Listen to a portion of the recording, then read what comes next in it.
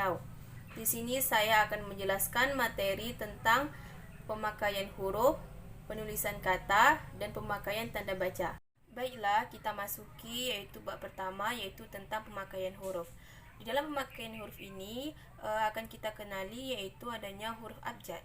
Huruf abjad ini terdiri atas 26 huruf. Seperti dapat kita lihat contoh di samping, yaitu terdiri atas 26 huruf. Ada huruf A, huruf B, huruf C, D, E, F, G, H, I, J, K, L, M, N, O, P, Q, R, S, T, U, V, W, X, Y, Z.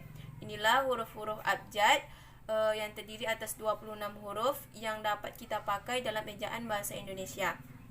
Nah, kemudian ada huruf vokal yang terdiri atas 5 huruf, yaitu huruf A, E, I, O, dan U. Kemudian ada pula yang dinamakan dengan huruf konsonan. Huruf yang melambangkan konsonan dalam bahasa Indonesia ini terdiri atas 21 huruf, yaitu huruf B, huruf C, huruf D, huruf F, huruf G, huruf H, huruf J, K, L, M, N, P, Q, R, S, T, U, W, X, Y, dan Z. Itulah tadi yang dinamakan dengan huruf-huruf konsonan.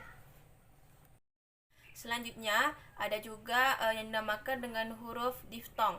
Huruf diftong ini di dalam bahasa Indonesia terdapat 4 diftong yang dilambangkan dengan gabungan huruf vokal, yaitu ada AI, AU, EI, dan OI. Dapat kita buat contoh di dalam penulisan kalimat, yaitu seperti autodidak. Penggunaan huruf diftong itu yaitu adalah A dan U yang merupakan huruf dari huruf diftong tadi. Kemudian ada juga gabungan huruf konsonan. Gabungan huruf konsonan ini terdiri atas huruf KH, NG, NY, dan SY. Masing-masing melambangkan suatu bunyi konsonan. Contohnya di dalam penulisan yaitu menulis khusus. Di dalam khusus itu dapat kita lihat bahwa di situ ada huruf K dan H yang merupakan huruf dari gabungan huruf konsonan. Kemudian ada juga huruf kapital yang dipakai sebagai huruf pertama awal kalimat. Misalnya dalam menulis semangat. Dalam menulis semangat itu, huruf pertama yang dipakai dalam semangat itu harus menggunakan huruf kapital, yaitu S tadi harus menggunakan huruf kapital.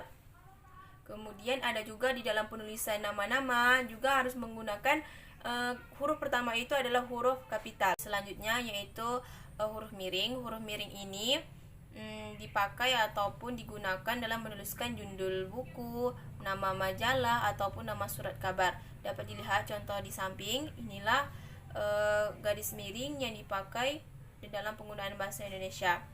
Yang terakhir yaitu huruf tebal. Huruf tebal ini dipakai untuk menegaskan bagian tulisan yang sudah ditulis miring. Kemudian dapat juga dipakai untuk menegaskan bagian-bagian karangan seperti judul buku, bab, ataupun subbab. Dapat dilihat contoh di samping.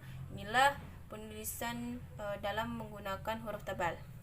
Kemudian selanjutnya kita masuk mengenai tentang penulisan kata. Dalam penulisan kata itu adanya kata dasar. Kata dasar ini ditulis sebagai satu kesatuan. Contohnya itu kantor pajak penuh sesak. Kemudian contohnya itu buku itu sangat tebal. Kemudian selanjutnya ada juga kata berimbuhan. Kata berimbuhan ini imbuhan awalan, sisipan, akhiran, serta gabungan awalan dan akhiran. Ditulis serangkai dengan bentuk dasarnya, misal berjalan, berkelanjutan. Kemudian ada juga penulisan kata dalam bentuk ulang.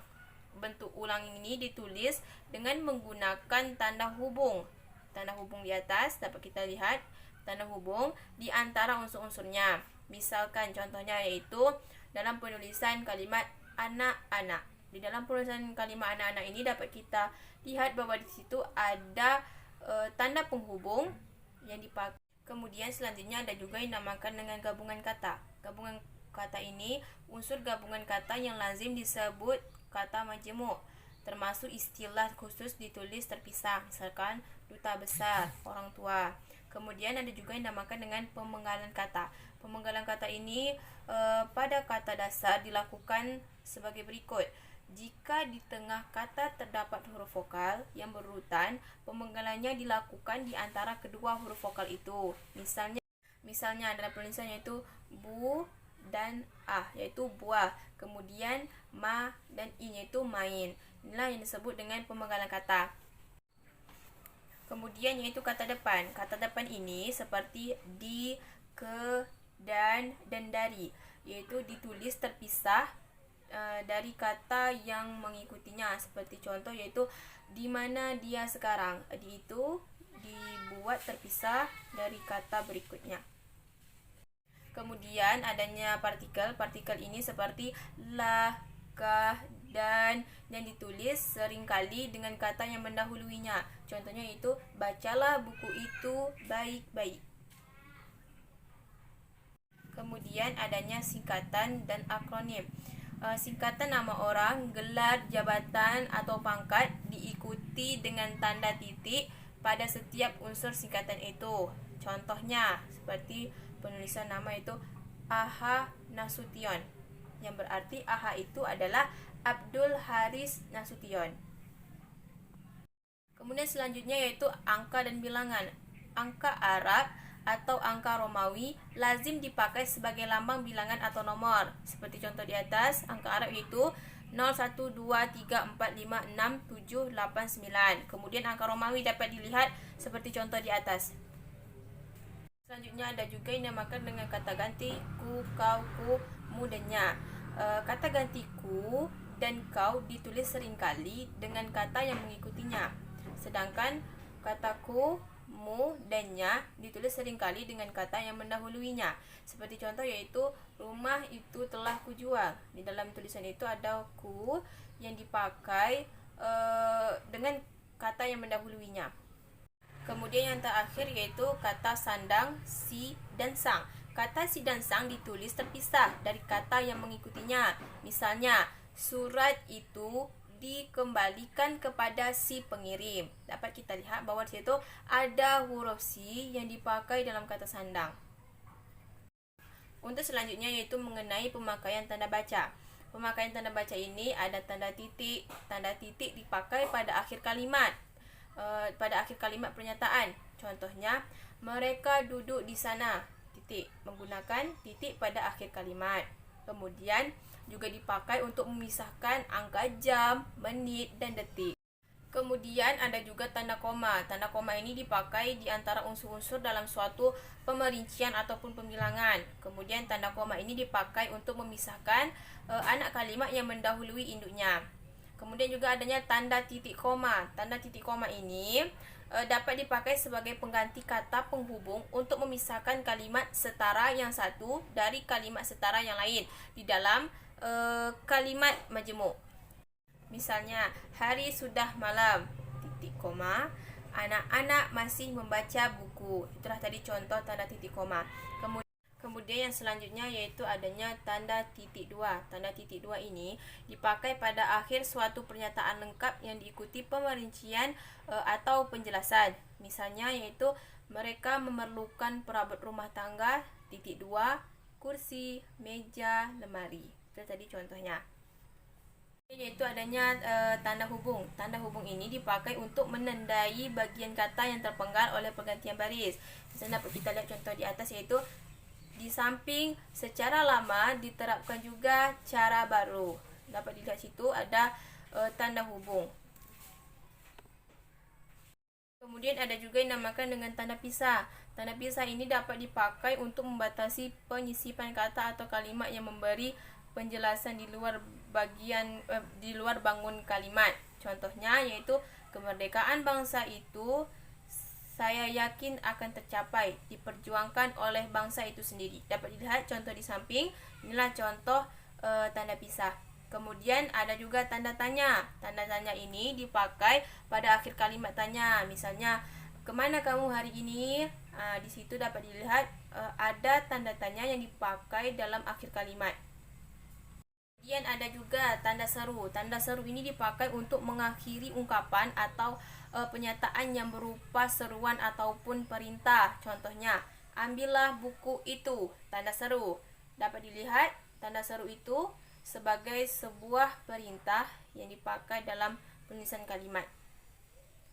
Kemudian ada juga tanda elipsis. Tanda elipsis ini dipakai untuk menunjukkan bahwa dalam suatu kalimat atau kutipan ada bagian yang dihilangkan. Contohnya, penyebab kemerosotan akan diteliti lebih lanjut. Dapat dilihat contoh di atas dalam penulisan tanda elipsis. Kemudian ada juga yaitu tanda petik. Tanda petik ini dipakai untuk mengapit petikan langsung yang berasal dari pembicaraan ataupun naskah ataupun bahan tertulis lainnya. Contohnya, merdeka atau mati. Dapat dilihat bahwa di dalam merdeka atau mati itu terdapat tanda petik yang merupakan seruan dari Bung Tomo. Dapat dilihat ada tanda petik di dalam merdeka atau mati tadi. Selanjutnya ada juga tanda petik tunggal. Tanda petik tunggal ini dipakai untuk mengapit petikan yang terdapat dalam petikan lain. Contohnya yaitu tanya dia, kau dengar bunyi krik-krik tadi? Dapat dilihat bahwa di tulisan krik-krik itu terdapat tanda petik tunggal. Nah, kemudian ada juga tanda garis miring. Tanda garis miring ini dipakai dalam nomor surat, nomor pada alamat, dan lain sebagainya. Contohnya yaitu seperti nomor .27 garis miring PK garis miring 11 garis miring 2013. Itulah tadi penggunaan dalam tanda garis miring. Kemudian yang terakhir yaitu adanya tanda penyingkat ataupun apostrof. Dipakai untuk menunjukkan penghilangan bagian kata atau bagian angka tahun dalam konteks tertentu. Contoh, dia kan kusurati. Kan sama dengan akan. Nah, dapat kita ketahui bahwa dalam pemakaian huruf itu terdiri atas huruf abjad, huruf vokal, huruf konsonan, huruf diftong, kemudian gabungan huruf konsonan, huruf kapital, huruf miring, dan huruf tebal. Sedangkan dalam penulisan kata, dapat kita ketahui bahwa adanya kata dasar, kata berimbuhan, bentuk ulang, gabungan kata, pemenggalan kata, kata depan, partikel, singkatan dan akronim, angka dan bilangan, kata ganti, dan kata sandang. Kemudian dalam pemakaian tanda baca, dapat kita ketahui bahwa adanya tanda titik, tanda koma, tanda titik koma, kemudian titik dua, tanda hubung, kemudian tanda pisah, kemudian tanda tanya, tanda seru, tanda elipsis, tanda petik, kemudian tanda petik tunggal, dan tanda penyingkat. Itulah tadi yang terdapat di dalam pembahasan pemakaian huruf, penulisan kata, dan pemakaian tanda baca. Baiklah, sekian mengenai pembelajaran tentang pemakaian huruf, penulisan kata, pemakaian tanda baca,